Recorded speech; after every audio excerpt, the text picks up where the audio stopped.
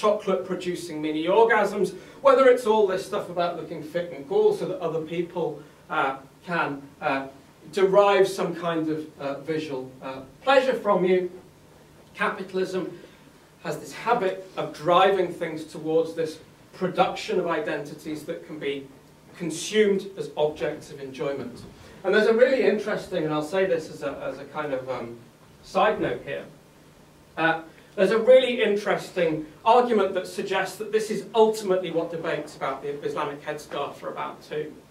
This is an argument that comes from a French philosopher, Alain Badiou, who suggests that the notion, and he's talking about the banning of the headscarf in public places in France here, and he suggests that this isn't about keeping religion out of public places, because everybody knows that we've got a dominant religion, and it's capitalism, the universal doctrine of everybody looking cool and sexy.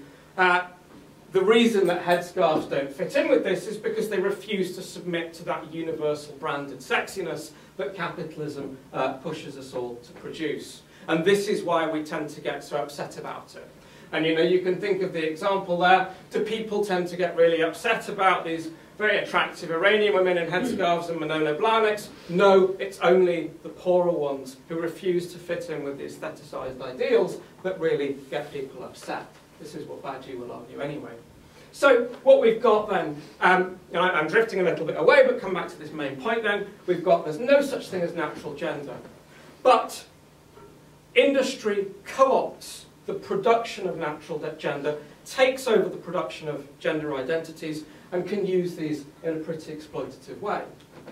So I'll skip over some of this because I've only got about 5 minutes left or so.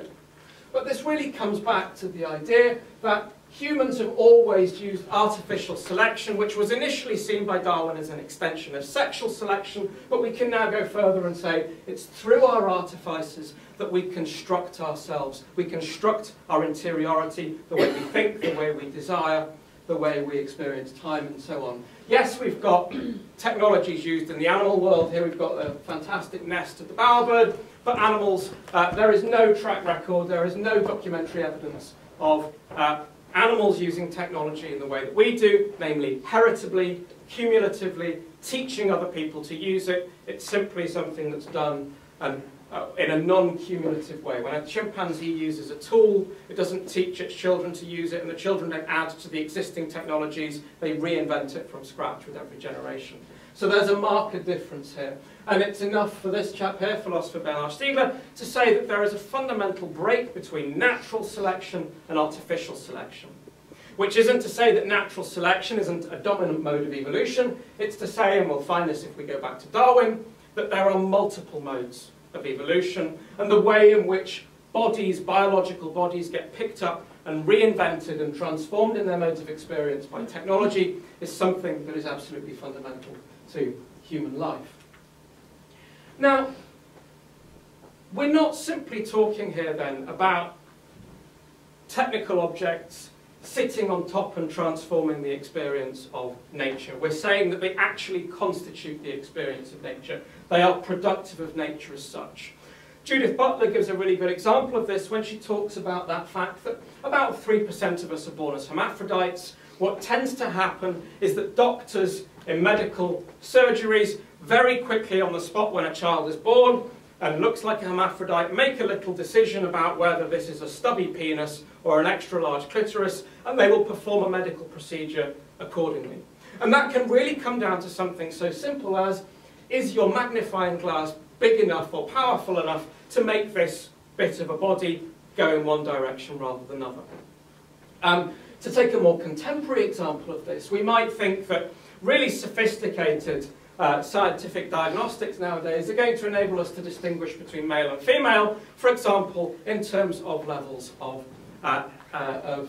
endocrine production, so levels of testosterone in the blood. Well, actually, and Preciado makes this point, if you start looking at what we know about levels of testosterone in the blood, levels vary so massively that it's really not very helpful to try and make gender distinctions one way or the other. Yes, men have an elevated level, but there are plenty of men who would fall within the range of what females have and would still be regarded as men, and vice versa.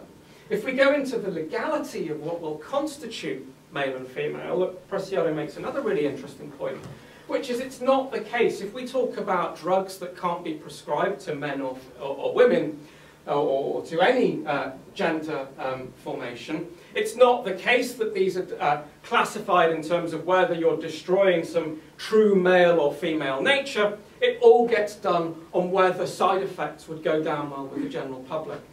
So testosterone won't get prescribed to women commercially because women, it's deemed, wouldn't like the fact that testosterone makes your voice deeper and your face hairier.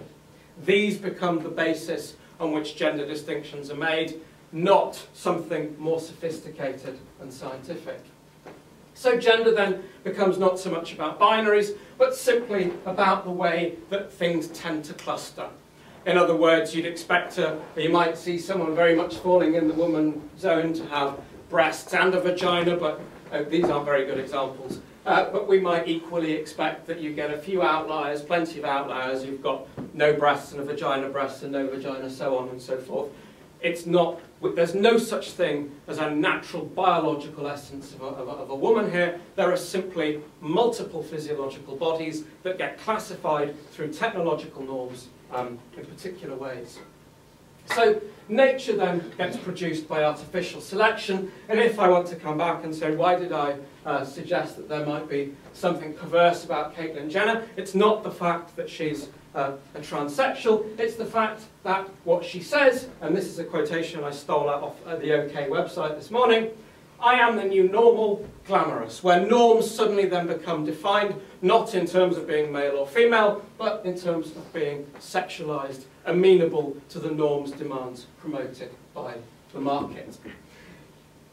Where does that take us in the age of Amazon and digital advertising?